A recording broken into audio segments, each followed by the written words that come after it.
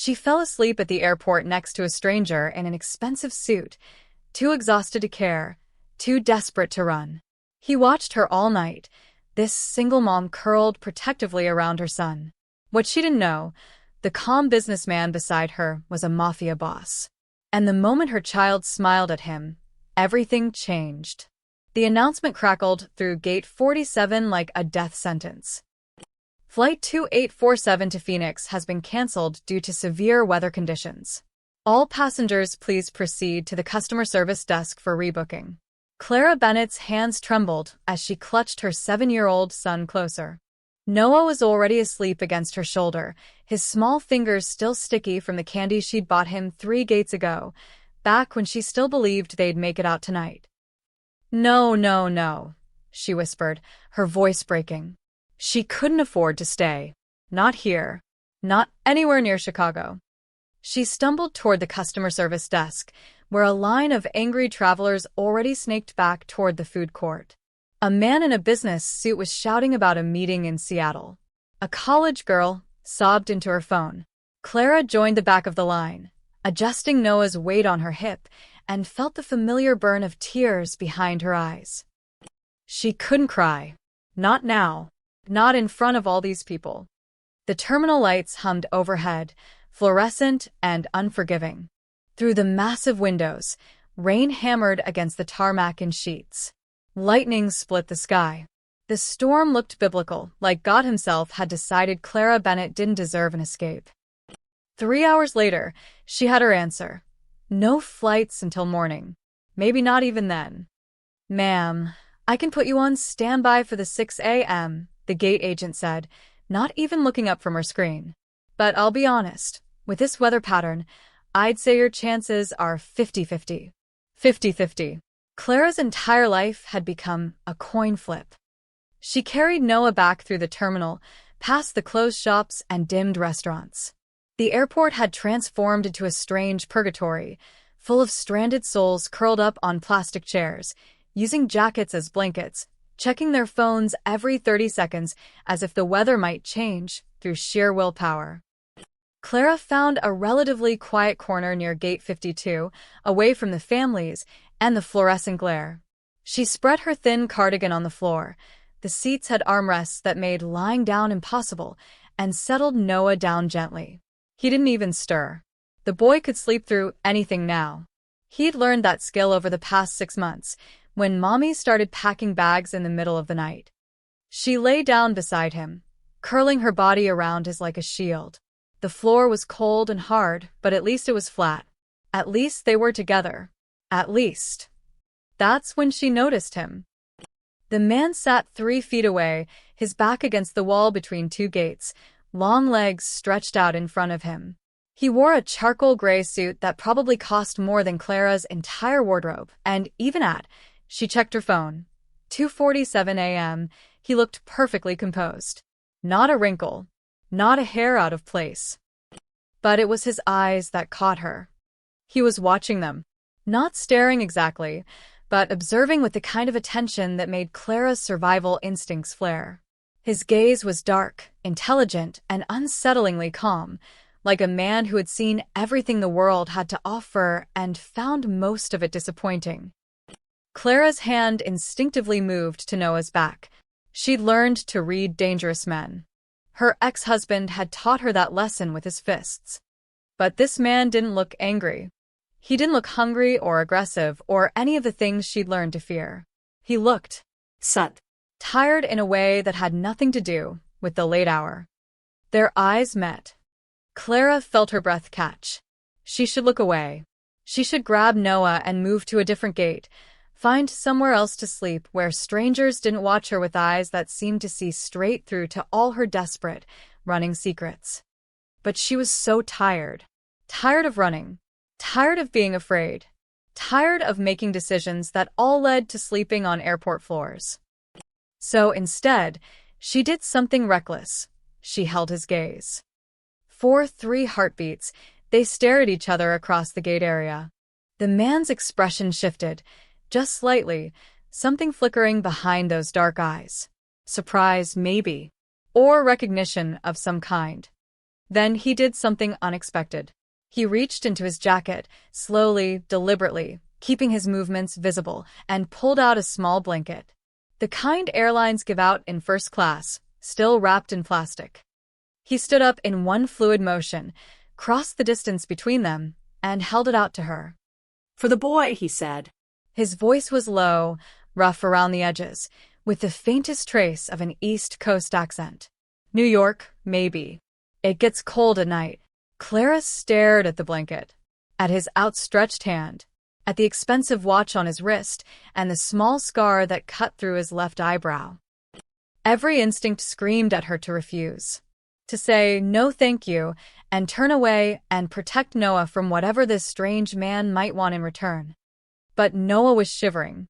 She could feel it against her chest, small tremors running through his thin frame. "Thank you," she whispered, taking the blanket.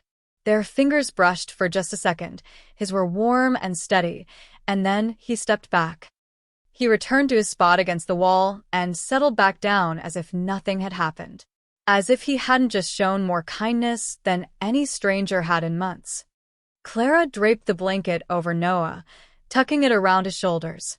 He sighed in his sleep and burrowed deeper against her. She looked back at the man. He wasn't watching anymore. His eyes were closed, his head tilted back against the wall, hands folded across his stomach. He looked like any other stranded traveler trying to catch a few hours of rest. But Clara knew better. She'd seen the way he moved, graceful and controlled like a predator. She'd seen the calculation in his eyes, the weight of authority in the set of his shoulders. This was not an ordinary man sleeping in an airport. And yet, he'd given her son a blanket. Clara pulled Noah closer and closed her eyes. Tomorrow, they'd get on that plane. Tomorrow, they'd disappear into Phoenix, into new names and new lives, away from her ex-husband and his connections and his promises that next time, he wouldn't stop at just bruises. Tomorrow, she'd be safe. But tonight, in this strange in-between space where the rules of the normal world didn't quite apply, she let herself feel something she hadn't felt in months. Not quite safe. But maybe, for just a moment, not entirely alone. 3 feet away, the man opened his eyes. Matteo DeLuca watched Clara Bennett fall into an uneasy sleep, her body still curved protectively around her child, and felt something shift in his chest, something he'd thought died 2 years ago when they'd put his sister Sophia in the ground. He'd come to Chicago to end a war, to sit across from the Rossi family and negotiate peace before his city drowned in blood. He hadn't expected to find something worth protecting instead. Morning arrived with the kind of pale, apologetic light that follows storms. Clara woke to Noah tugging at her sleeve, his whisper urgent in her ear. "Mama, I need the bathroom." She blinked away the fog of too little sleep and sat up, her back screaming in protest. The airport was already stirring to life, gate agents arriving for early shifts, janitors pushing industrial cleaning carts, the coffee shops raising their metal shutters with a clatter that echoed through the terminal. The man was still there. He sat in the same position, though now he was awake, checking his phone with the focused attention of someone reading something important. In the harsh morning light, Clara could see him more clearly, mid-30s, maybe 40, with the kind of face that was more striking than handsome. Sharp cheekbones, a nose that had been broken, at least once, and that scar through his eyebrow that made him look dangerous even when he was doing something as mundane as scrolling through messages. "Come on, baby," Clara whispered to Noah, helping him to his feet. The blanket, the stranger's blanket, slipped to the floor. She picked it up, folding it carefully, and approached the man. He looked up as she came near, his dark eyes unreadable. "Thank you," Clara said, holding out the blanket. "Really? That was kind." He took it with a slight nod. "Kid okay?" "Just needs the restroom." "There's one past the Starbucks." He gestured down the concourse. "Usually cleaner than the main ones." Clara hesitated. "You've been here before?" Something flickered across his face. Amusement, maybe. "I fly through Chicago a lot." Noah tugged her hand harder. "Mama, please." "Right, sorry." Thank you again, mister. Mateo, he said. Just the first name. Nothing more. Clara, she managed a small smile. And this is Noah. The man, Mateo, looked at her son for a long moment, his expression softening in a way that seemed to surprise him. Nice to meet you, Noah. 20 minutes later, they returned to find Mateo still there, now with 2 coffee cups and an orange juice box. He held out the juice to Noah without a word. Oh, you don't have to, Clara started. He looks thirsty. Noah's eyes went wide. Can I, Mama? She should say no.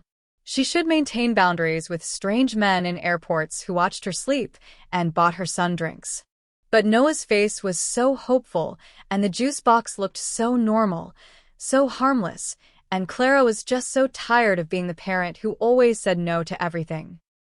Okay, but what do you say? Thank you.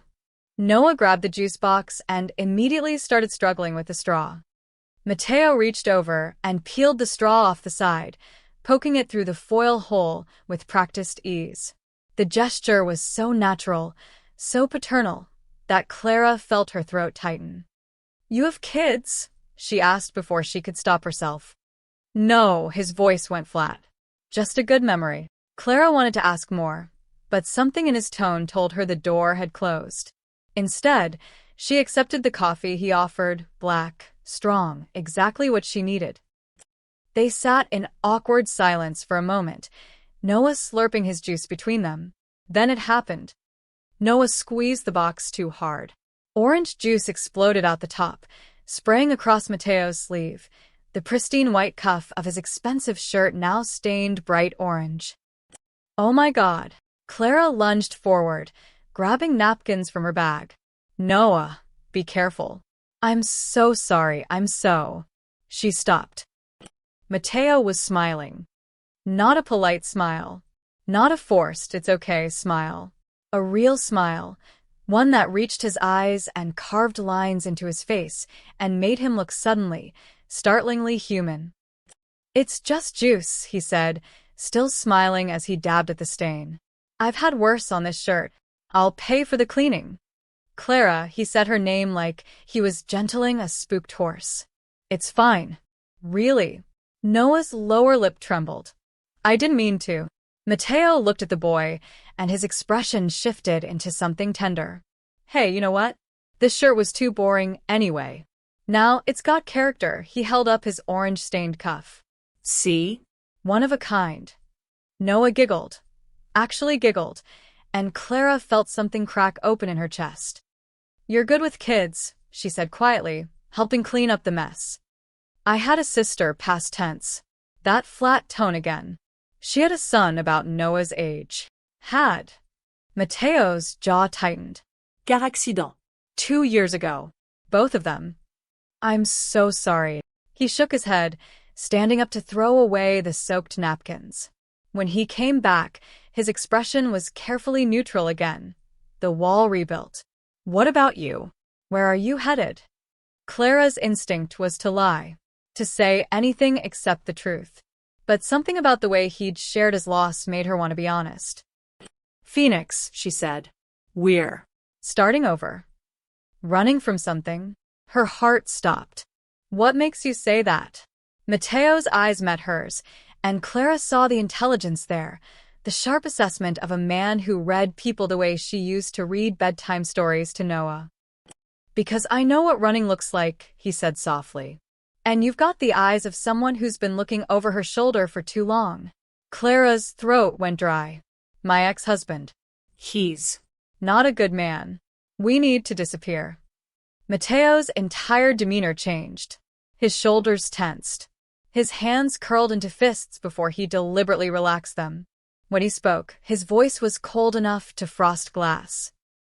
Did he hurt you? It wasn't really a question. Clara pulled her collar up unconsciously, covering the faded bruise on her collarbone. We're leaving. That's what matters. Clara. We should go check the standby list. She stood up quickly, pulling Noah with her. Thank you for the coffee. And the juice. And everything. Mateo stood too, and suddenly he was in her space. Not threatening, but close enough that she could smell his cologne, something expensive and woody. Wait, he reached into his jacket and pulled out 2 boarding passes. First class. Phoenix. Departing in 40 minutes. What are you? Take them, he said, pressing the passes into her hand. I'm done traveling anyway. I can't accept. Yes, you can, his eyes locked onto hers, intense and urgent. Get on that plane. Get somewhere safe. And Clara? He leaned in closer, his voice dropping to barely a whisper. If your ex comes looking, make sure you stay disappeared. Men like that don't stop. They only get worse. Before she could respond, he turned and walked away, disappearing into the morning crowd.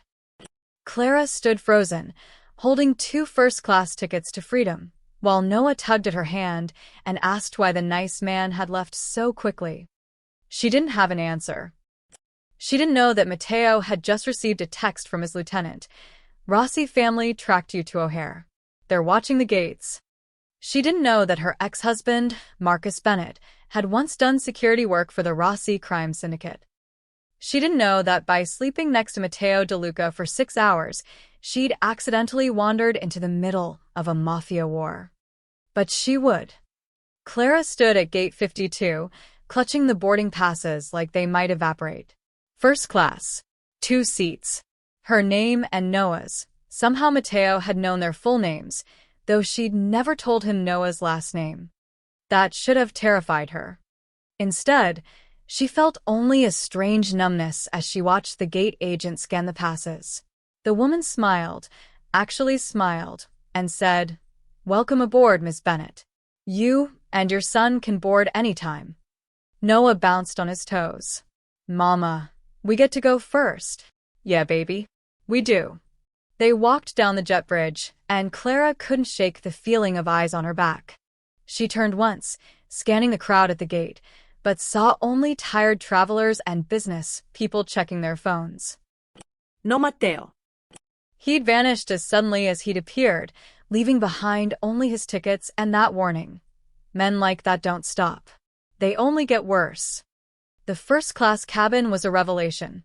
Wide leather seats. Warm towels offered by a smiling flight attendant. Noah pressed his face against the window, watching the ground crew load luggage below. "Mama, this is like a flying castle." Clara managed to smile, buckling him in. "It is, isn't it?" As the plane filled, she kept expecting someone to tell her there'd been a mistake, that these seats belonged to someone else, that women like her, broke, running, desperate, didn't get first-class tickets to anywhere. But no one came. The plane pushed back from the gate exactly on time. Through the window, Clara watched O'Hare International Airport grow smaller, and with it, everything she was running from. Marcus and his fists. Chicago and its memories. The apartment where she'd learned to flinch at footsteps. "We're flying, Mama." Noah pressed against the window as the wheels left the ground. "We are," Clara whispered. "We really are." She didn't see Mateo standing at the terminal window 3 gates down, watching her plane climb into the cloudy sky. Didn't see the way his jaw tightened, or how his hand moved unconsciously to his chest, pressing against his heart like he was trying to hold something in. She didn't see the 3 men in dark suits approaching him from behind. "Boss," the voice was quiet, respectful. "We have a problem." Mateo didn't turn from the window. "What kind of problem, Vincent?" His lieutenant stepped closer, lowering his voice even further. "Rossi's people. They've been tracking you through airport security feeds. They know you were here." "How many?" "At least 6 that we've spotted. They're watching all the exits." Mateo finally turned, his expression carefully blank. "Did they see the woman?" Vincent hesitated. "We're not sure." "But boss." "Why does it matter? She's just some random." "Did they see her?" Each word was precise, dangerous. "Possibly." "You were sitting together for hours. If they were monitoring you, they might have footage." Mateo's hands curled into fists. He'd been careless. Sloppy. He'd let his guard down because of a crying child and a woman with terrified eyes, and now her flight just took off. Phoenix. Should land in about 3 hours. Good, Mateo straightened his cuffs, covering the orange juice stain that had somehow made him smile for the first time in 2 years. Get me everything on her. Full background. And I want to know who she's running from. Boss, I don't understand. You don't need to, Mateo's voice went cold. Just do it. Vincent nodded and pulled out his phone, already making calls. The other 2 men flanked Mateo as they moved through the terminal, not obviously protective, but positioned to intercept any threat.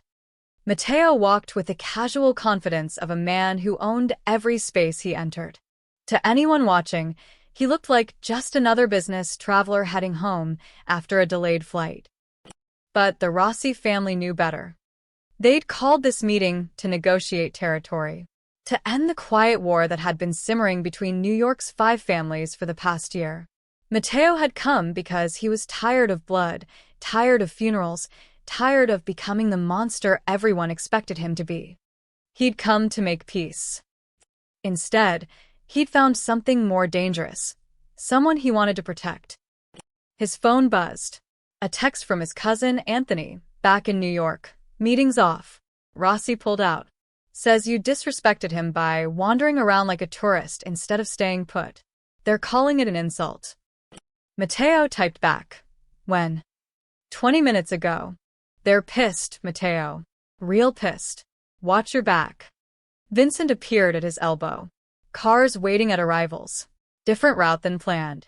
Smart. They moved through the terminal, past the shops and restaurants now fully open for morning business. A child laughed somewhere nearby, high and pure, and Mateo thought of Noah's giggle when he'd called his orange-stained shirt one of a kind. His phone buzzed again. This time it was a file from Vincent. Clara Bennett's background check. Mateo opened it as they walked, scanning the details. Clara Marie Bennett, 29. Born in Portland, Oregon. Married Marcus Bennett 5 years ago. 1 child, Noah Bennett, age 7. Filed for divorce 8 months ago. 3 domestic disturbance calls to Chicago PD. No arrests made. Current employment. Unemployed. Last known address. Chicago, Illinois. Vacated 2 weeks ago. Marcus Bennett, former Chicago PD. Discharged 3 years ago. Currently employed by Rossi Security Consulting. Mateo stopped walking. Boss. Vincent looked back. Rossi Security Consulting. The legitimate front company the Rossi family used for their muscle. The place they put ex-cops and former military who didn't mind breaking rules or bones. Clara wasn't just running from an abusive ex-husband. She was running from someone connected to the very family that wanted Mateo dead. Change of plans, Mateo said quietly. I need a flight to Phoenix. Private jet. Now. Boss, we need to get you back to New York. The Rossis can wait, Mateo's voice cut like a blade. Get me that flight, Vincent. And pull everything you can find on Marcus Bennett. I want to know what he does for the Rossis, who he reports to, and where he is right now. Vincent and the other men exchanged glances, but they knew better than to argue when Mateo used that tone. As they headed toward the private aviation terminal, Mateo looked out at the sky where Clara's plane had disappeared into the clouds. He'd given her his tickets thinking it was a simple kindness, a way to save a woman and child who reminded him of everything he'd lost. He hadn't realized he was putting them directly in the crosshairs of a family war. But now that he knew, there was only one choice. The Rossis wanted to play games? Fine. Mateo DeLuca had been playing them longer and better than anyone alive. And he'd just found the only piece on the board that actually mattered. Clara Bennett had no idea she'd been running from one threat straight into the protection of another. Or that the calm stranger who'd given her a blanket and a smile was about to burn down half the criminal underworld to keep her safe. Phoenix greeted Clara with a kind of dry, relentless heat that felt like stepping into an oven. She held Noah's hand as they navigated Sky Harbor Airport, her eyes scanning every face, every corner, waiting for Marcus to materialize from the crowd with that smile he used before the hitting started. But there was no one. Just tourists in sun hats and business travelers dragging roller bags. Mama, I'm hot, Noah whined, tugging at his jacket. I know, baby. We'll get somewhere cool soon. The motel was exactly what $47 a night bought. Peeling paint, questionable stains on the carpet, and a window unit that rattled like it was dying. But it had a lock on the door, and a bed that wasn't an airport floor, and right now that felt like paradise. Clara paid in cash, bills she'd been hiding from Marcus for 6 months, $20 at a time, tucked inside a tampon box because she knew he'd never look there. Room 23, the desk clerk said, handing over a physical key. Ice machine's broken. Vending machine only takes exact change. That's fine. Thank you. She got Noah settled with the iPad she'd bought at a pawn shop, loaded with downloaded cartoons that didn't need Wi-Fi. He sprawled across the bed, already absorbed in a world of talking animals and adventure, while Clara sat by the window and tried to remember how to breathe. They'd made it. They were here. Phoenix, Arizona, a city where Marcus didn't know anyone, where she could get a job paying under the table, where they could disappear into the sprawl of strip malls and subdivisions until they were just another single mom and her kid. Safe. She almost believed it. 3,000 miles away, in a private office above a restaurant in Brooklyn, Matteo DeLuca stood before a wall of monitors displaying information that most people would never see. Vincent pointed to a screen. Marcus Bennett. Age 34. Chicago PD for 6 years, discharged after an excessive force complaint. Hired by Rossi Security 2 months later. He does collection work mostly, intimidation, asset recovery, the occasional enforcement job. Enforcement, Matteo repeated flatly. Yeah, Vincent pulled up another file. 3 suspected homicides, all ruled self-defense or accidental. The guy's connected enough that charges never stick. Matteo's jaw clenched. And Clara? Married him 5 years ago. Probably didn't know what she was getting into. First police call came 3 years into the marriage. Neighbors reported screaming. By the time cops arrived, she'd already told them it was nothing, said she dropped a dish, got startled. Classic, Matteo muttered. It escalated from there. 2 more calls in the next year. Last one, she had a broken wrist. Told the ER she fell downstairs, Vincent paused. Hospital records show the break pattern was consistent with defensive injuries, like someone grabbed her and twisted. Matteo turned away from the screens, his hands gripping the edge of his desk. He could see it too clearly. Clara, smaller than Marcus, trying to protect herself. Noah, hiding in his room, learning to sleep through violence. Where's Marcus now? Vincent pulled up a GPS tracker. That's the interesting part. He's in Phoenix. The room went cold. Since when? Landed yesterday morning. 6 hours before Clara and the kid, Vincent zoomed in on the map. He's staying at a casino hotel on the north side. We've had eyes on him since you ordered the full surveillance. So he knows where she's going. Looks like it. He probably has her phone tracked, or he's been monitoring her purchases. She bought those plane tickets with a credit card. Stupid move, but she probably didn't know better. Matteo's mind raced. Marcus was already in Phoenix. Already waiting. This wasn't Clara running away successfully. This was a cat letting the mouse think it had escaped before pouncing. What's Marcus's connection to the Rossis specifically? Matteo asked.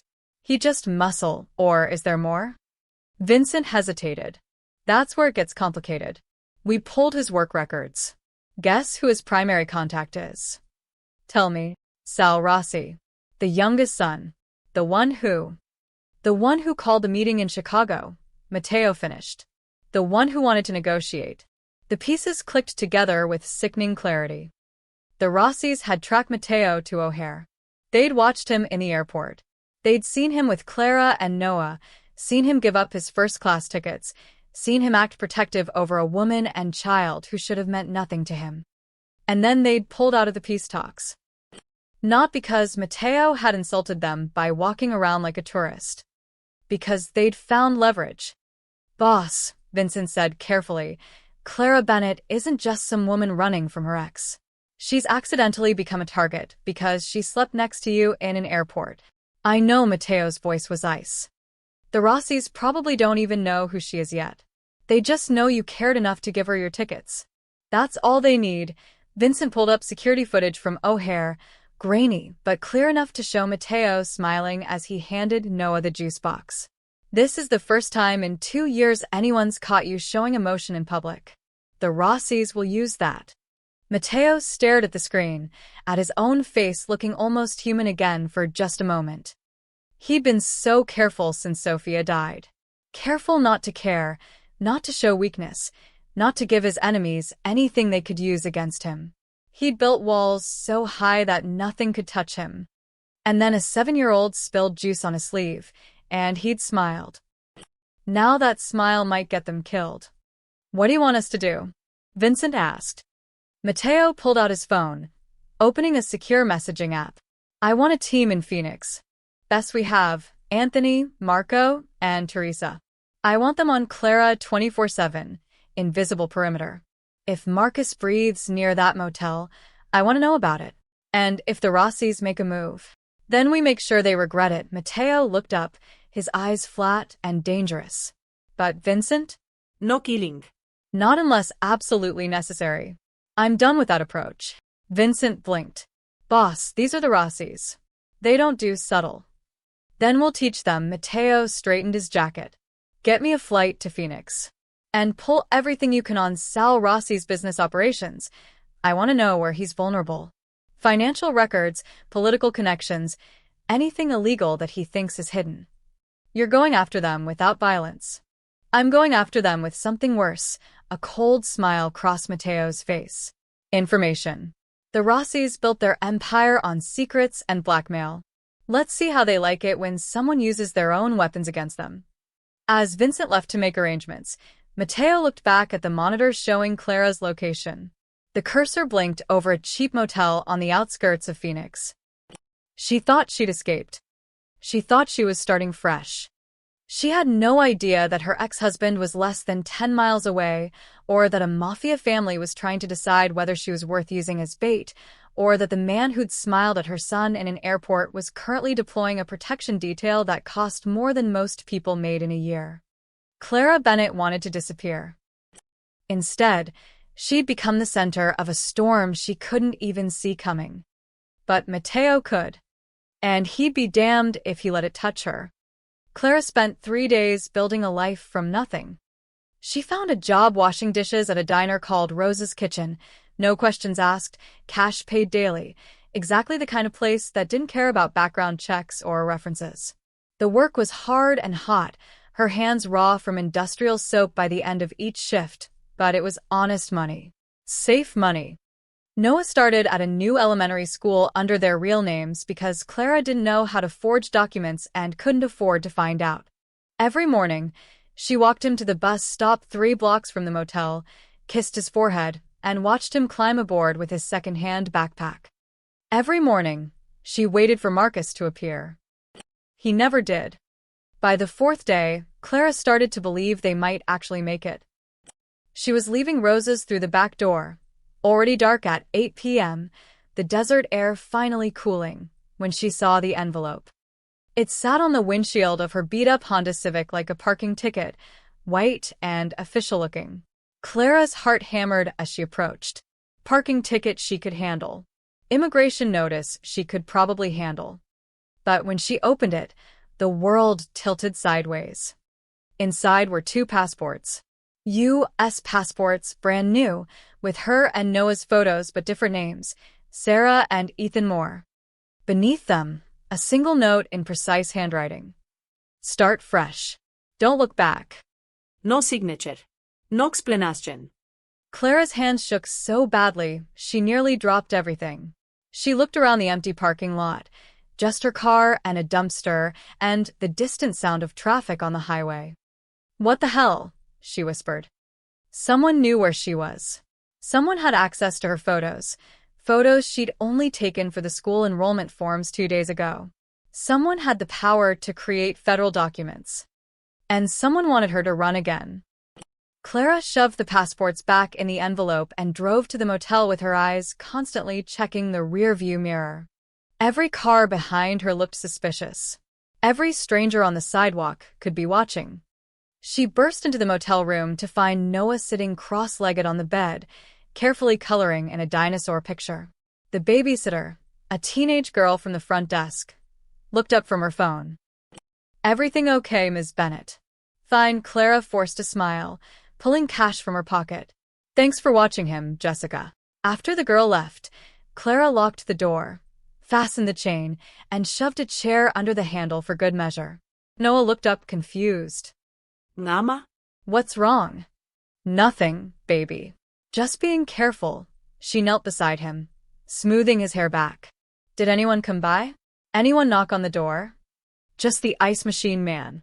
"But he didn't knock, he just fixed the machine outside." Clara went cold.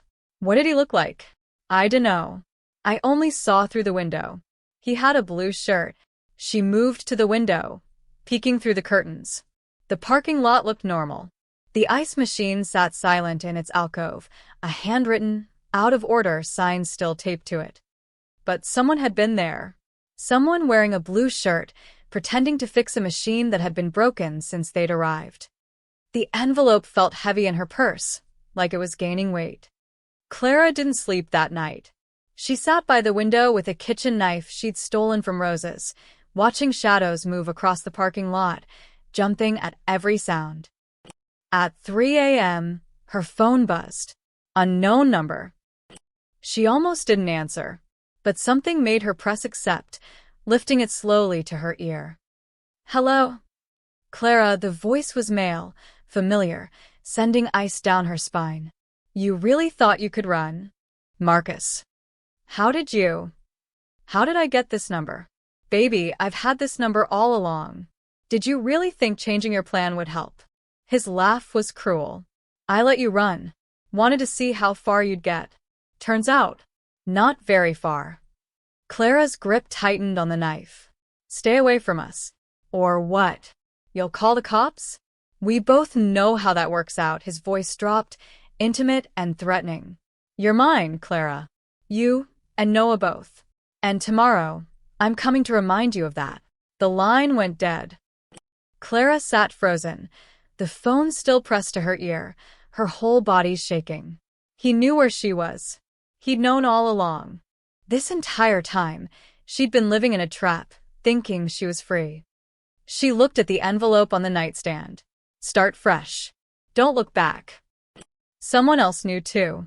Someone was offering her a way out, a real way out, with new identities and new lives. But who? And what did they want in return? Clara didn't see the man in the sedan across the parking lot, or the woman in the maintenance uniform who'd actually fixed the ice machine while installing a micro camera. She didn't see Anthony DeLuca reviewing the footage on his tablet, or hear him call his cousin with an update. "Boss, we've got a problem." Marcus just called her. "He's making his move." Mateo's voice came through tight with fury. "When?" He said tomorrow. "And boss, there's more. Someone else delivered a package tonight. Passports, fake IDs, the works. Professional job. We didn't get eyes on who dropped it. The Rossis? Maybe. Or someone else entirely. Either way, Clara's about to bolt, and if she does, we lose her." Mateo was quiet for a long moment. "Is the Phoenix team in position?" "Ready when you are." "Good. Because we're moving tonight." "Tonight?" "Boss, you said no violence unless." "I'm not planning violence, Anthony. I'm planning extraction." Mateo's voice was steel. "Marcus wants to make a move tomorrow? He's going to wake up with bigger problems than a missing ex-wife. And those passports? Find out who made them. I want to know every player in this game." As Mateo ended the call, he looked out the window of his hotel room, the penthouse suite of the Phoenician resort, just 7 miles from Clara's motel. He'd been in Phoenix for 2 days, orchestrating protection from a distance, trying to figure out the right approach. But Marcus had just made the decision for him. No more distance. No more careful planning. Tomorrow, Clara would wake up to find her world completely changed. She just didn't know yet whether that change would save her or destroy her. And somewhere in the Phoenix night, Sal Rossi smiled as he reviewed the same surveillance footage Anthony had just watched. The passports had been his idea, a test to see what the woman would do. Run, and she'd prove she was worth using as leverage against Matteo De Luca. Stay, and she'd be easy pickings for Marcus Bennett. Either way, the Rossis won. Or so Sal thought. He didn't know that Matteo De Luca had stopped playing by the old rules. And he was about to find out why that was a mistake. The word came at dawn. Sal Rossi wanted a meeting. Not in Phoenix. Not in New York. Milan. It's a power play, Vincent said over the secure line. He wants you on neutral ground, away from your people. Matteo stood on his hotel balcony, watching the Phoenix sunrise paint the desert pink and gold. Somewhere in this sprawling city, Clara was waking up in a motel room, probably still clutching that kitchen knife, unaware that 3 of his best people were stationed around her building. When, he asked. 2 days. He's calling it a peace summit with the other families. Says if you don't come, he'll consider it an act of war. Matteo smiled without humor. Of course he will. What's the real play? My guess? He wants you out of Phoenix. Wants you away from the woman so he can move on her without interference. Then he's stupider than I thought. Matteo turned back into his room, already mentally packing. Book the flight. And Vincent? Send Marco to Phoenix. I want him personally overseeing Clara's protection while I'm gone. Boss, Marco's your best. Exactly. Which is why he's the only one I trust with this. Matteo paused. And get me everything on Sal Rossi's businesses. Every shell company, every politician on his payroll, every dirty secret he thinks is buried. I want ammunition. You're really going to take him down without bloodshed? I'm going to take him down so completely that bloodshed would be a mercy. Milan greeted Matteo with cold rain and the kind of old-world elegance that always made him think of his grandfather, a man who'd built an empire on handshakes and fear in equal measure. The meeting took place in a private room at Ristorante Krakow, all white tablecloths and crystal chandeliers. 5 families represented, their bosses sitting around the table like corporate executives instead of criminals. Sal Rossi sat at the head, younger than Matteo by 5 years, but already going soft around the middle. He had his father's eyes, calculating and cold, but none of the old man's cunning. Matteo, Sal smiled like they were old friends. Good of you to come.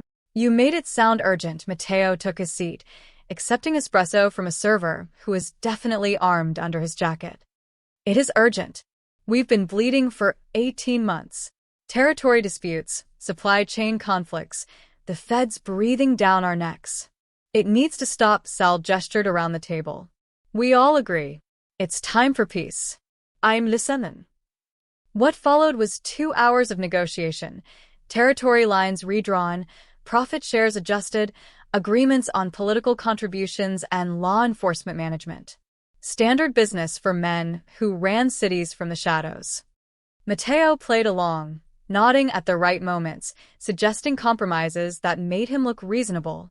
But he was watching Sal, reading the tells, the way he touched his phone every 15 minutes, the glances he exchanged with his cousin across the table, the satisfied smirk he couldn't quite hide. Sal thought he was winning. During a break, Matteo stepped outside for air. The rain had stopped, leaving Milan's streets slick and gleaming. Vincent's text came through immediately. Marcus made contact with the motel. Tried to get the room number from the desk clerk. Marco intercepted. No violence, but it's escalating. Matteo typed back. Keep her safe. I'm almost done here. He pulled up another file on his phone, the one his research team had compiled over the past 48 hours. Sal Rossi's entire operation, laid bare. The shell companies in Panama, the kickbacks to city councilmen, the offshore accounts, the blackmail material he kept on business partners. And the piece of information that would end this, evidence that Sal had been skimming from the family's main operations, hiding profits from his own father and brothers. 15 million over 3 years, tucked away in preparation for a coup. Matteo smiled. Sal wasn't just playing games with Clara to hurt Matteo. He was building towards something bigger, a takeover of his own family's empire. which meant Mateo didn't need to destroy him. He just needed to let Sal's own family do it. Back inside, the meeting reconvened. They signed agreements, meaningless papers that men like them broke whenever convenient. They shook hands and made promises they wouldn't keep. And then, as everyone stood to leave, Mateo dropped his bomb. Sal, one more thing. He pulled out a tablet, bringing up a bank transfer record. Can you explain this transaction? 20,000 euros to a Portuguese account, dated last week. Sal's smile faltered. What are you talking about? I'm talking about the accounts you've been hiding from your family. Mateo swiped through the files, each one damning. Panama, Cayman Islands, Singapore. 15 million skimmed off operations over 3 years. The room went silent. Sal's face turned red. That's fabricated. You're making up lies. Am I? Mateo looked at the other bosses. I have transaction records, wire transfers, account statements. All very real. All very traceable. He paused. I also have evidence that Sal's been negotiating with the feds. Immunity deal in exchange for testimony against all of us. That was a lie, but a believable one, given the financial evidence. You son of a bitch, Sal snarled, lunging forward. His own cousin grabbed him, holding him back. The other bosses were already standing, faces hard, trust shattered in an instant. Mateo calmly closed his tablet. I came here for peace. But peace requires honesty. And Sal's been lying to all of us. He looked directly at Giovanni Rossi, Sal's uncle, and the real power in their family. I'll leave you to handle your house, Giovanni. As for territory, I'm withdrawing from the disputed zones. Consider it a gesture of good faith to the families who deserve it. He walked out of the restaurant into Milan's damp evening, leaving chaos behind him. Vincent was waiting with the car. How'd it go? The Rossi family is about to tear itself apart from the inside, Mateo said, sliding into the back seat. Sal won't have time to worry about Clara or me. He'll be too busy trying to convince his own family not to kill him. And if they do kill him, then I didn't pull the trigger. Mateo checked his phone.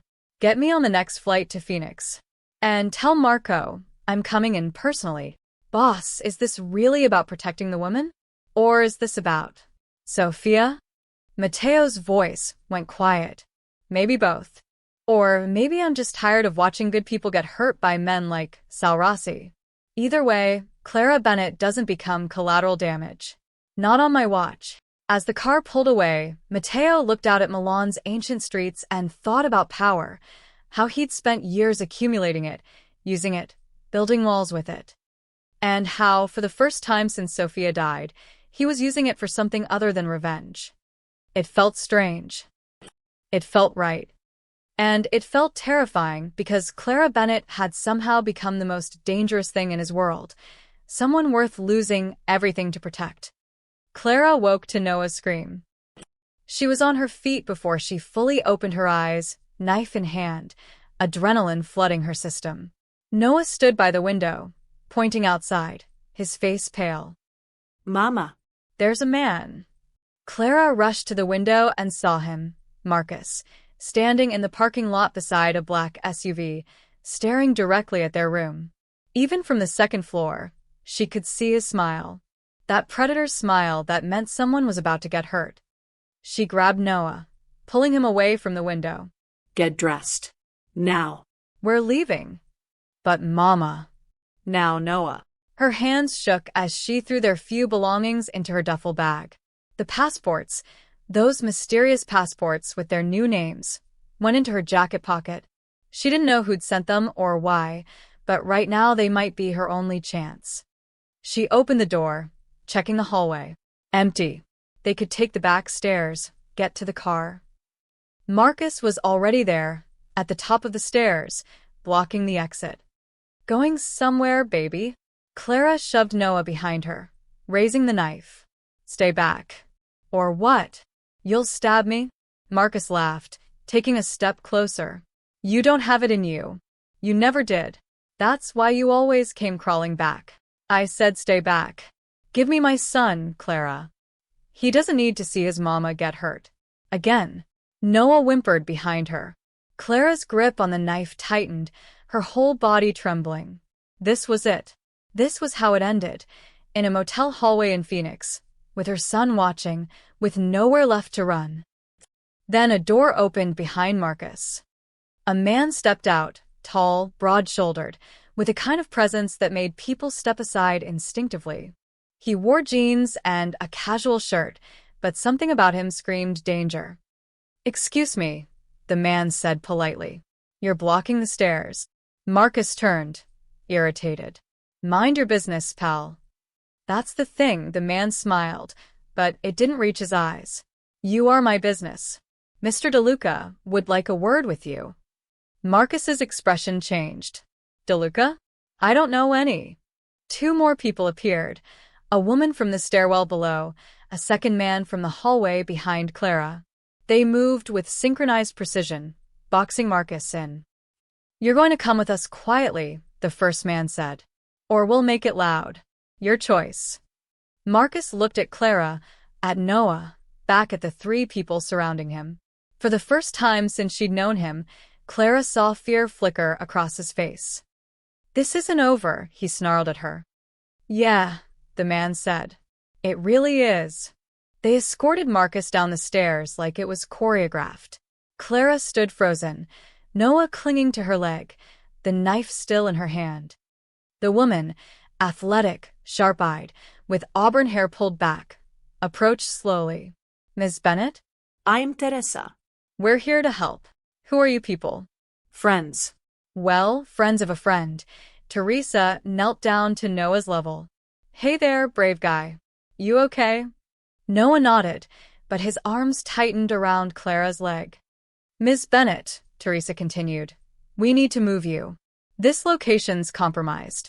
We have a secure place arranged. I'm not going anywhere with." A voice from the stairwell interrupted her. Clara. She knew that voice. Mateo appeared at the top of the stairs, still wearing the expensive suit from the airport, though now it was rumpled from travel. His dark eyes found hers, and something in Clara's chest cracked open. "You," she whispered. "Me." He moved closer slowly, hands visible, non-threatening. "I know you're scared. I know this doesn't make sense. But please, let me explain somewhere safe." "Safe." Clara's voice rose. Who are you? "How do you know Marcus? Why are you?" She looked at the three people who'd taken her ex-husband away, like it was nothing. "What are you?" Mateo's jaw tightened. "Someone who made you a promise at the airport. That you'd get somewhere safe. I'm just keeping it. By stalking me? By having people watch me? By protecting you." His voice was firm. "Clara, your ex-husband wasn't just abusive. He works for people, dangerous people, who are using him to get to me. You sleeping next to me at O'Hare? It put you on their radar. I couldn't just walk away and let them use you." Clara's mind reeled. "The passports. That was you." No, Mateo Fronet. "What passports?" She pulled the envelope from her pocket, hands shaking. Mateo took it, examining the documents, his expression darkening. "These aren't mine," he said. "Which means someone else is playing games." He looked at Teresa. Get these analyzed. "I want to know who made them." "Wait," Clara stepped back, pulling Noah with her. "You're not. You said people use you to get to dangerous people. What does that mean? Who are you?" Mateo met her eyes. For a long moment, he didn't speak. Then, quietly, "My name is Mateo DeLuca. My family ran certain operations in New York. Operations that most people would call organized crime."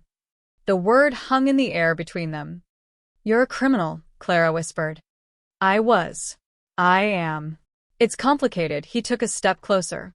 "But Clara, I'm not like Marcus. I've never hurt someone who didn't hurt me first.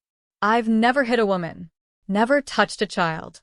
And I will die before I let anyone hurt you or Noah." Why? "You don't even know us." Something shifted in his expression. Pain. Raw and deep. "Because when Noah spilled that juice on my sleeve, he smiled at me. And I realized I hadn't made anyone smile in 2 years. Not since my sister and her son died." His voice cracked slightly. "You reminded me what it feels like to be human. And I forgot to be careful. Clara stared at him, this dangerous, powerful man who'd given her first-class tickets and smiled at her son, and apparently had the ability to make her ex-husband disappear. I'm terrified of you, she admitted. Good. You should be. Mateo pulled something from his pocket, a toy airplane, small and wooden, hand-carved. He held it out to Noah. But maybe not right now. Noah looked at his mother. Clara nodded, still wary. The boy took the plane, examining it with wide eyes. You made this? Noah asked. My grandfather taught me when I was your age. It's been a while, but Mateo's smile was gentle. Thought you might like it. Noah clutched the plane, then looked up at Mateo. Thank you. And just like that, Clara saw it, the humanity beneath the myth, the man behind the Mafia boss. The same person who'd handed them a blanket in the middle of the night and asked for nothing in return. She was still terrified. But she was also, for the first time in months, not alone. Where are you taking us? She asked quietly. Somewhere safe, Mateo said. Somewhere Marcus and everyone else will never find you. And then, if you want, I'll disappear from your life completely. But first, let me fix what I broke. Clara looked at Noah, at the toy plane in his hands, at the genuine hope in his eyes. She thought about running, about those fake passports, about trying to do this alone again. And then she thought about Marcus's face in the parking lot and how it had only taken Mateo's people 30 seconds to remove him from her life. Okay, she whispered. But you're going to explain everything. Everything, Mateo agreed. I promise. The car was a midnight blue Range Rover with tinted windows and leather seats that probably cost more than Clara had made in the last year. Mateo drove while Teresa followed in a second vehicle, just in case, though she didn't specify in case of what. Noah fell asleep within 20 minutes, the toy airplane clutched in his small fist, his head resting against the window. Clara watched the Phoenix sprawl give way to desert highway, saguaro cacti standing like silent sentinels in the fading afternoon light. Where are we going? She asked, her voice barely above a whisper. Sedona. I have a property there, a villa that nobody knows about. Not even most of my people. Mateo kept his eyes on the road. It's safe. Private. You and Noah can stay as long as you need. Clara processed this. And Marcus. Being persuaded to leave Arizona and never come back, Mateo's tone was flat, final. He won't bother you again. You didn't kill him. No, he glanced at her. I told you, I'm trying to be different. Marcus is being given a choice. Disappear permanently, or face consequences he won't enjoy. Men like him understand self-preservation. And the Rossi family? You said they were dangerous. Mateo's hands tightened on the steering wheel. They're currently dealing with internal problems. Problems that will keep them busy for a long time. You're not on their radar anymore. Clara studied his profile. The sharp lines of his face, the scar through his eyebrow, the tension in his jaw. What did you do? I gave them the truth about their own people. Sometimes the most effective weapon isn't violence, it's information. He paused. Sal Rossi thought he could use you to get to me. Instead, I used his own corruption to turn his family against him. No one died. No shots fired. Just consequences. The desert rolled past, vast and empty and beautiful in its harshness. Clara watched the sun begin its descent toward the horizon, painting the sky in shades of orange and pink. Why are you doing this? She asked. Really? Not the story about your sister. I believe that was part of it. But there's more, isn't there? Mateo was quiet for so long she thought he wouldn't answer. Then, when Sophia died, I stopped believing in anything good. I became exactly what everyone expected, cold, calculating, dangerous. I built walls, so high that nothing could touch me. He glanced in the rearview mirror at Noah's sleeping form. And then I watched you sleep on an airport floor, protecting your son with your own body, and I realized. I'd forgotten what courage looked like. Real courage. Not the kind that comes from power or weapons or fear. The kind that comes from love. Clara's throat tightened. I'm not brave. I'm terrified constantly. That's what makes it brave, he smiled slightly. You think I'm not scared right now? I've got a woman and child in my car, both of whom I've dragged into a world they never asked for, and I have no idea if I'm protecting you or just making everything worse. Then why do it? Because power only buys silence, never peace. The words came out raw, honest. I've had power my whole life. I've had respect and fear and control. And I've never had a single moment of actual peace. Not until Noah spilled juice on my sleeve and reminded me what it felt like to just be human. They drove in silence after that, the landscape shifting from desert to red rock formations that glowed like fire in the setting sun. Noah stirred occasionally, muttering in his sleep, always settling when Clara reached back to touch his knee. Can I ask you something? Clara said eventually. Anything. Are you married? Kids of your own? No. Never married. No kids, Mateo's voice went softer. I had someone once, before Sophia died. But after the funeral, I pushed her away, told her I couldn't give her the life she deserved. Truth was, I was afraid that loving someone would give my enemies ammunition. Was she angry? No. She understood. That was almost worse, he paused. She sent me a letter last year. She's married now. Has a daughter. Said she hoped I'd find whatever I was looking for. Have you? Mateo looked at her, really looked at her, his dark eyes searching her face. I don't know yet. Ask me again when this is over. The villa appeared as the sun touched the horizon, a sprawling adobe structure built into the red rocks, with floor-to-ceiling windows and a courtyard filled with desert plants. It looked like something from a magazine, impossible and perfect. Clara carried a sleeping Noah inside while Teresa did a security sweep. The interior was all warm wood and stone, with Navajo rugs and modern furniture that somehow worked together. The guest room had a king bed and an adjoining room with twin beds, clearly meant for a family. Has anyone stayed here before? Clara asked, settling Noah onto one of the twin beds. No, Mateo stood in the doorway. I bought it 2 years ago after Sophia. Thought maybe I'd retire here someday, away from New York and the family business. Never got around to actually using it. So, we're the first. You are. Clara pulled a blanket over Noah, smoothing his hair back. When she turned, Mateo was still watching her with that intense, unreadable expression. Thank you, she said. For the tickets. For the protection. For this. I know I should probably still be terrified of you, and part of me is, but thank you. You don't need to thank me for fixing problems I cause. You didn't cause Marcus. He was terrorizing me long before you gave us a blanket. She stepped closer. You didn't have to do any of this. You could have just walked away at the airport. But you didn't. No, Mateo said quietly. I didn't. For a moment, they stood in the doorway, close enough that Clara could smell his cologne, could see the faint stubble on his jaw, could feel the warmth radiating from him. Then Noah shifted in his sleep, murmuring, Mama? The spell broke.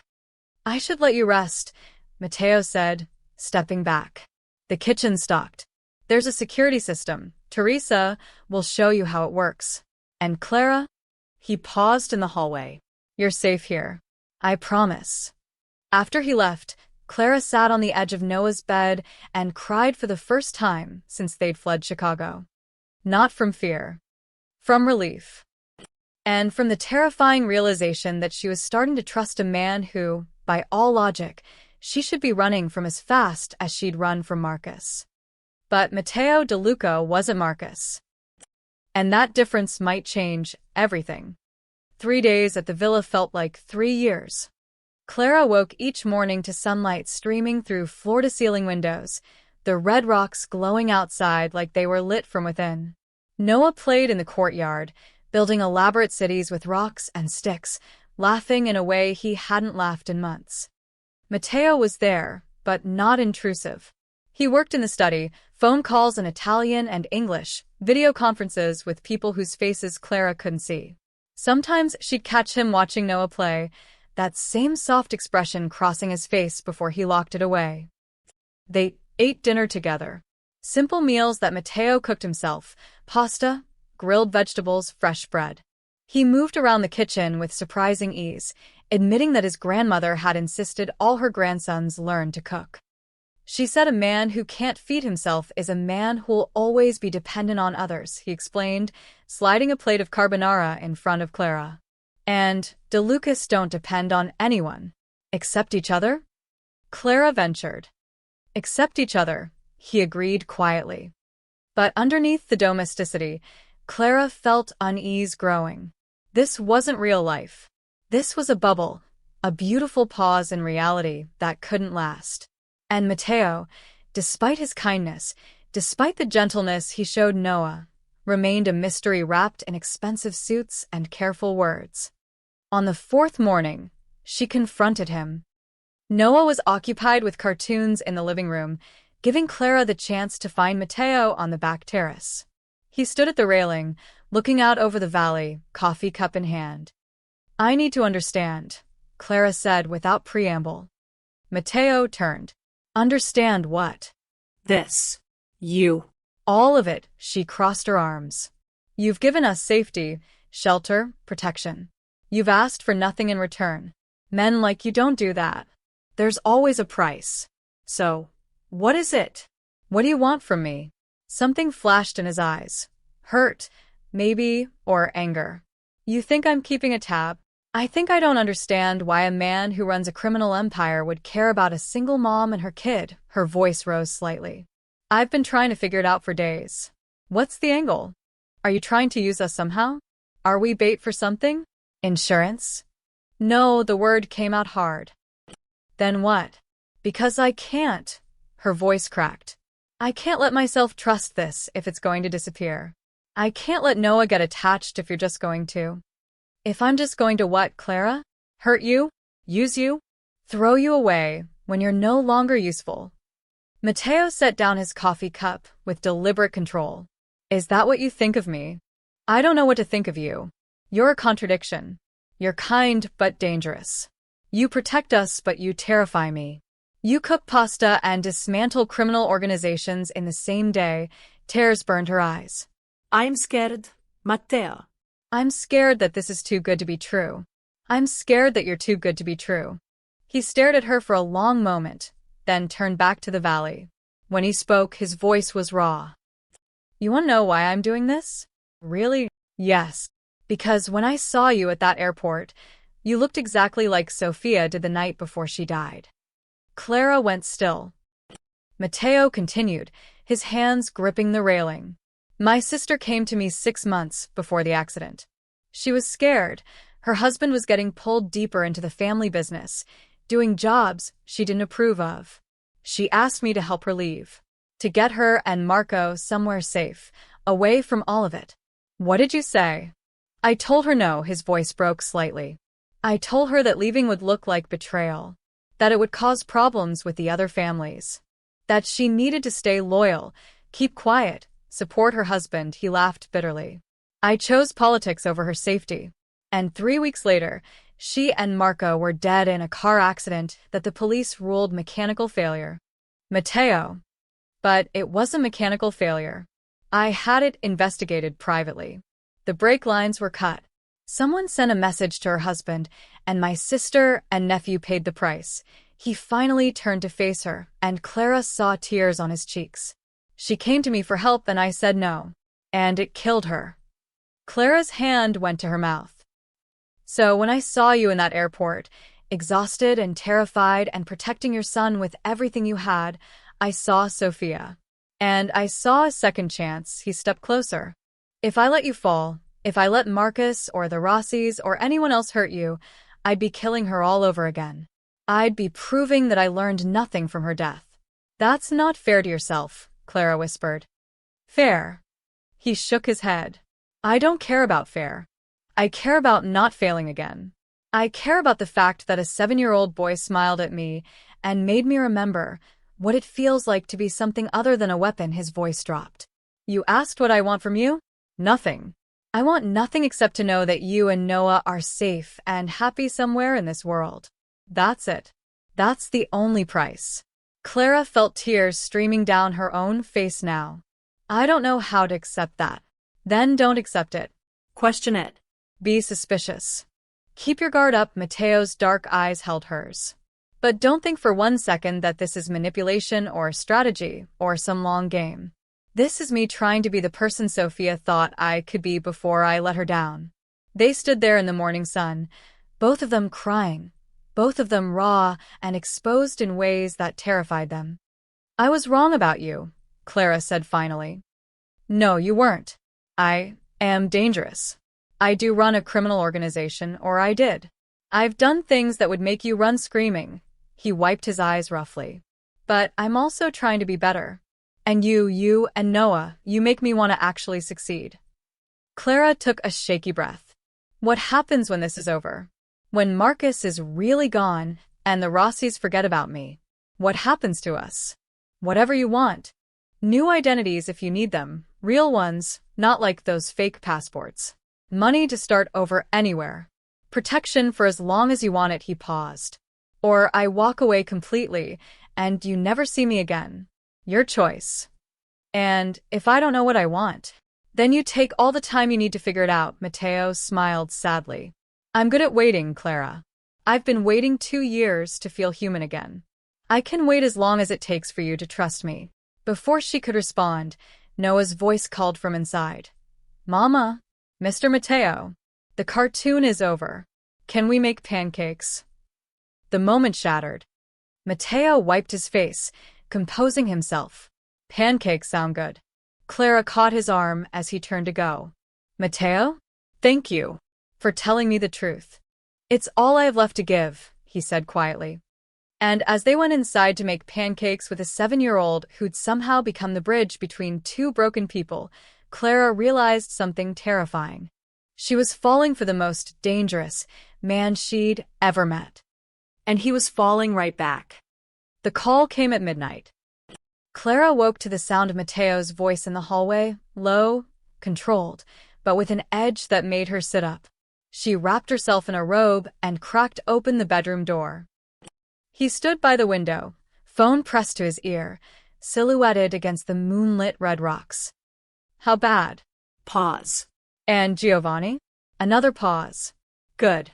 Finish it. He ended the call and stood there for a moment, head bowed, like a man carrying the weight of the world. Mateo? Clara stepped into the hallway.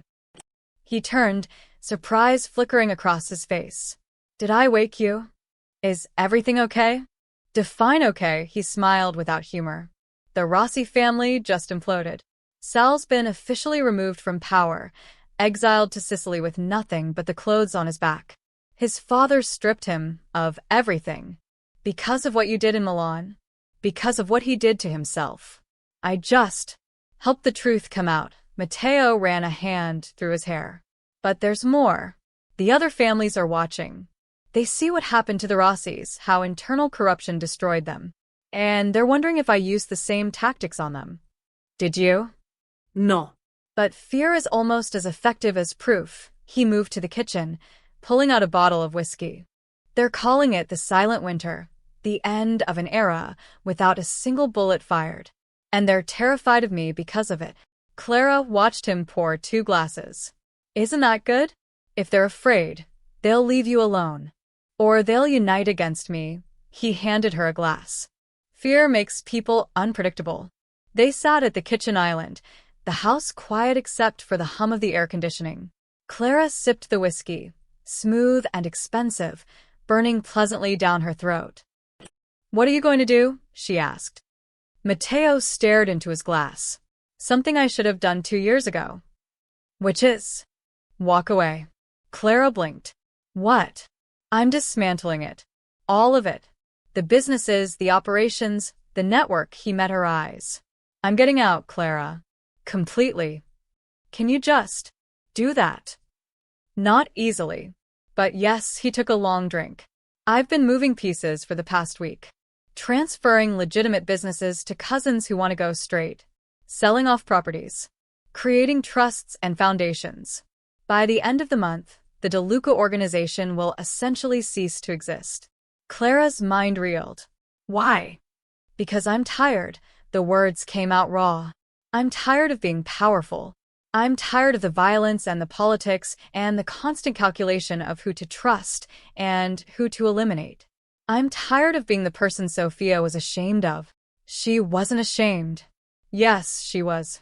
And she was right to be. Mateo's jaw tightened. I became exactly what our grandfather warned against, a man so focused on building an empire that he forgot to build a life. And for what? Money I'll never spend? Respect built on fear? A legacy that dies the moment I do. He stood, pacing to the window. You asked me what I want from you, Clara. Here's the truth. You showed me there's another way to live. You walked away from everything, money, security, your home, just to protect your son. You chose love over comfort. And I realized that's what real strength looks like. Clara's throat tightened.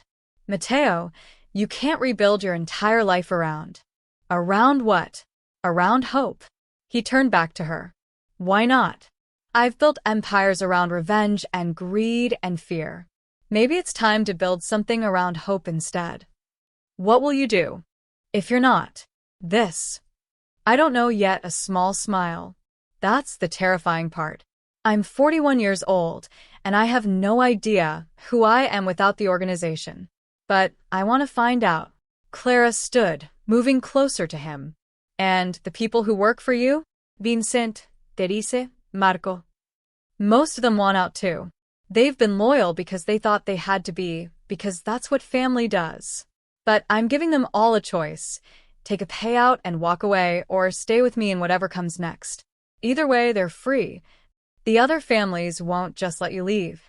They don't get a say. His voice went hard. I've documented everything. Every deal, every politician on payroll, every dirty secret I've collected over 20 years. It's all in a secure location with instructions to release if anything happens to me. That's my insurance policy. Mutuelle assure de destruction, Clara murmure. Exactly. They can't touch me without destroying themselves. He paused. It's not noble. It's not clean. But it's effective. They stood in the dim kitchen, the moon casting long shadows through the windows. Clara studied this complicated man, criminal and protector, dangerous and gentle, powerful and lost. I'm still scared of you sometimes, she admitted. Good. I'd worry if you weren't. Mateo reached out, tucking a strand of hair behind her ear. The first time he deliberately touched her since the airport. But Clara, I'm scared of you too. Of me. Of what you make me want. A normal life. A family. Peace. His hand lingered near her cheek. I'm scared that I'll mess this up. That I'll pull you into darkness even as I'm trying to walk toward light. That I'm not capable of being the man you and Noah deserve.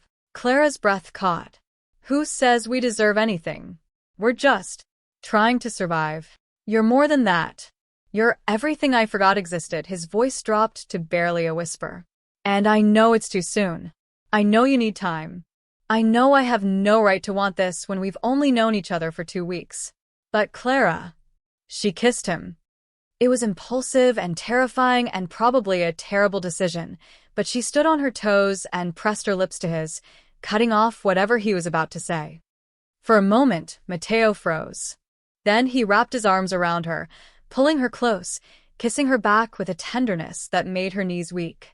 When they finally broke apart, both breathing hard, Clara whispered, "That was stupid." "Completely stupid," Mateo agreed. "I'm still scared." "Me too. And this is probably a terrible idea." "Definitely." He rested his forehead against hers.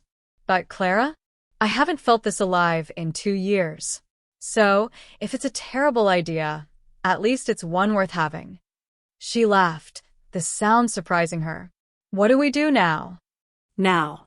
He smiled, really smiled, the kind that reached his eyes. "Now I finish dismantling an empire. And then we figure out what comes next. Together, if you'll let me."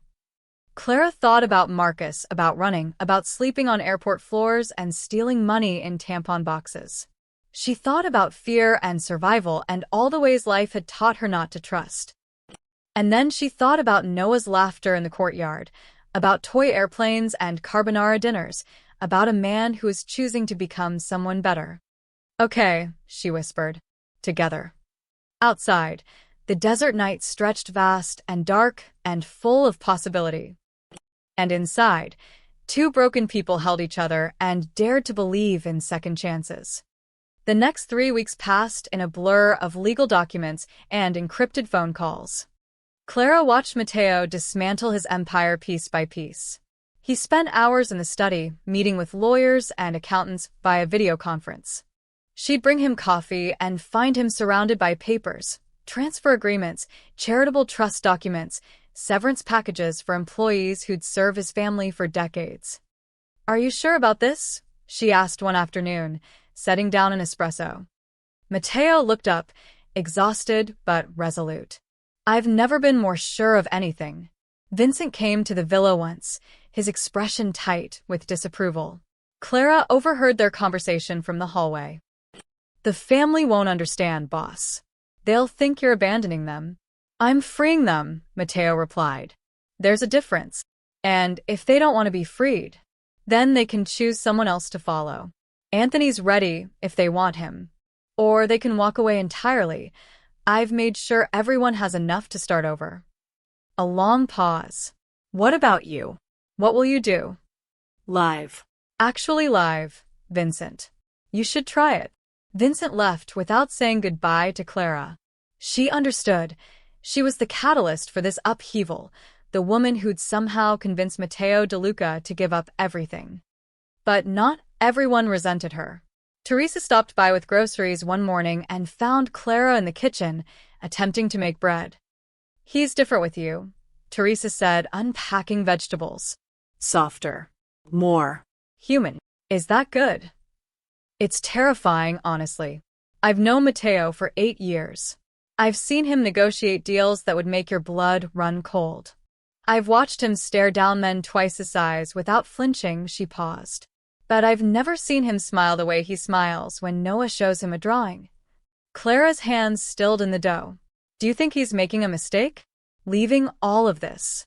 "I think he's making the first real choice he's had in 20 years, Teresa met her eyes. His grandfather groomed him for this life from birth. He never got to choose. You're giving him that choice. Whether it's a mistake or not, time will tell." That night, after Noah was asleep, Clara found Matteo on the terrace again. He stood at the railing, staring at the stars scattered across the desert sky like diamonds. "It's done," he said without turning around. "As of 6 p.m., I officially hold no position in any DeLuca operation. The businesses are transferred. The accounts are closed. The network is dissolved." Clara joined him at the railing. "How do you feel?" "Terrified."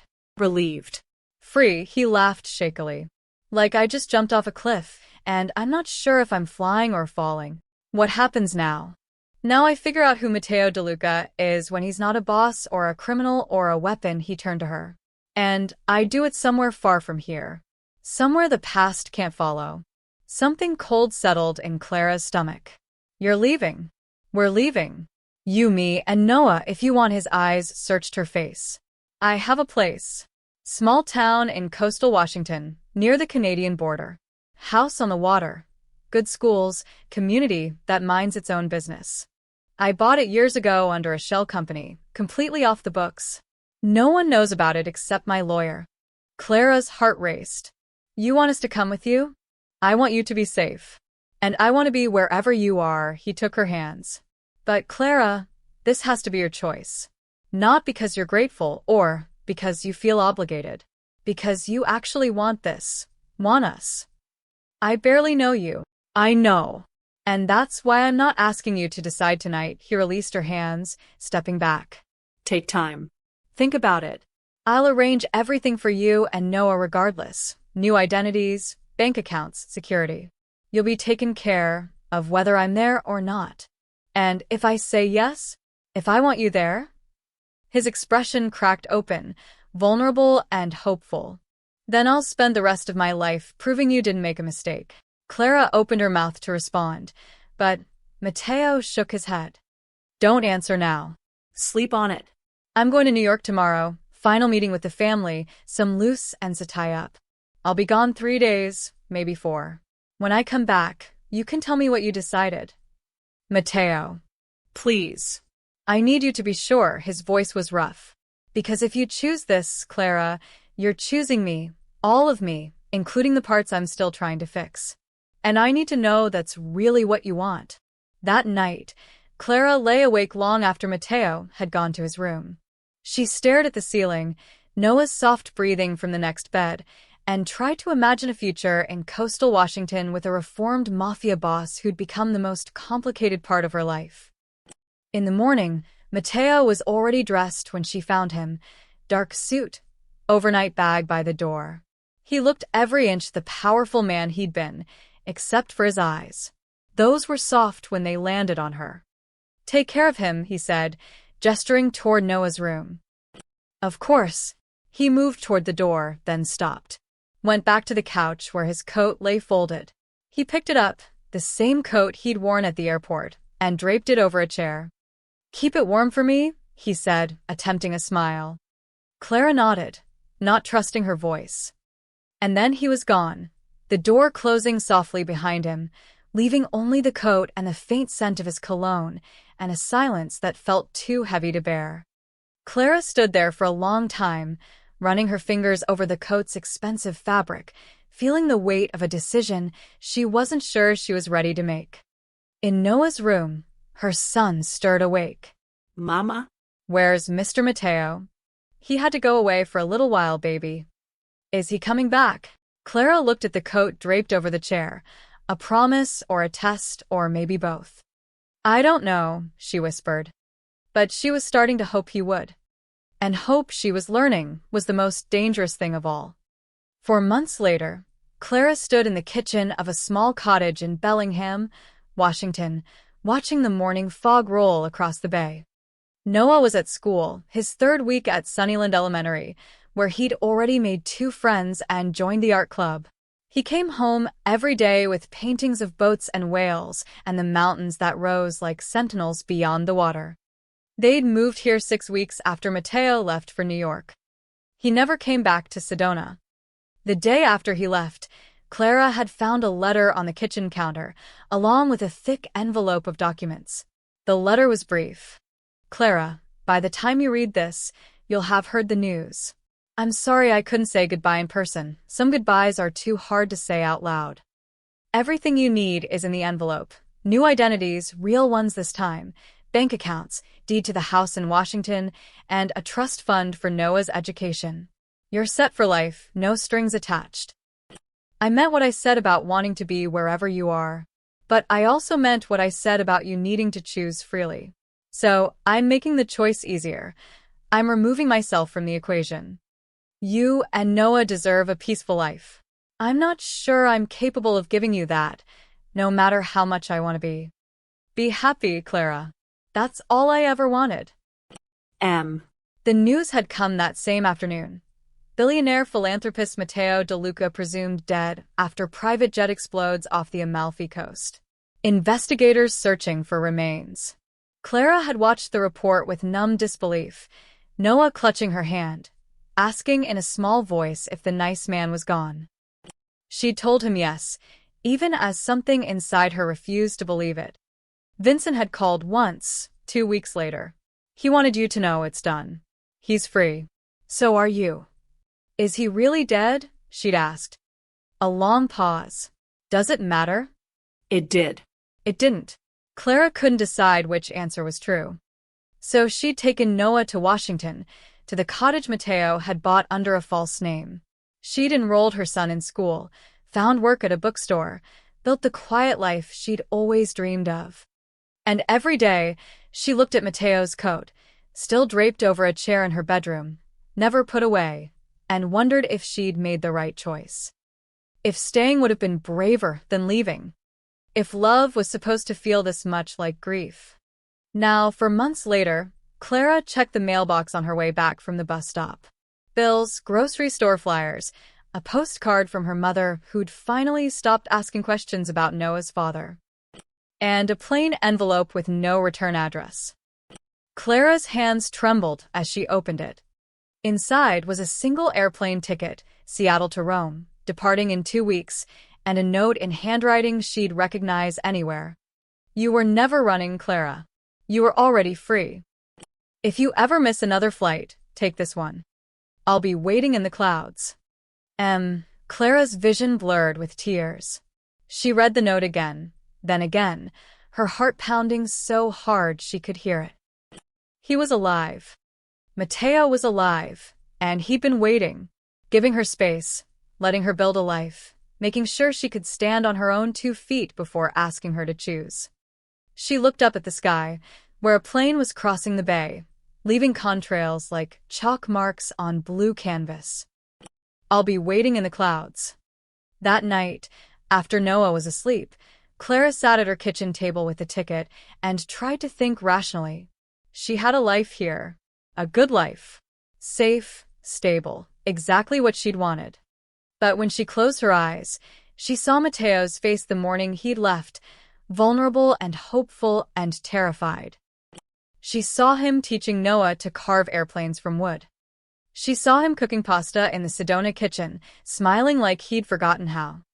She saw the man who dismantled an empire because she'd shown him there was another way to live. And she realized that being free didn't mean being alone. It meant choosing who you wanted beside you. 2 weeks later, Clara and Noah boarded a plane to Rome. She'd closed up the cottage, put everything in storage, and packed 2 suitcases with their entire lives. Noah clutched the wooden airplane Matteo had made him, chattering excitedly about visiting Italy. He didn't fully understand where they were going or why, but he trusted his mother. And Clara was finally learning to trust herself. As the plane lifted off, Clara pressed her face to the window, watching the coast disappear below them. Somewhere over the Atlantic, Noah fell asleep against her shoulder, and she pulled Matteo's coat, folded carefully in her carry-on, onto her lap. She'd kept it warm, just like he'd asked. The note had said clouds, but Clara knew better. Matteo wouldn't be literal. He'd be somewhere unexpected, somewhere meaningful. The airplane carving. Noah's toy. The first moment Matteo had smiled in 2 years. She'd figure it out. And when she did, she'd find him, this complicated, dangerous, gentle man who'd given up everything to become someone worthy of being found. The plane climbed higher, breaking through clouds into brilliant sunshine. And Clara smiled, her hand resting on the coat, her son sleeping peacefully beside her. She wasn't running anymore. She was flying toward something instead of away from it. Toward redemption. Toward hope.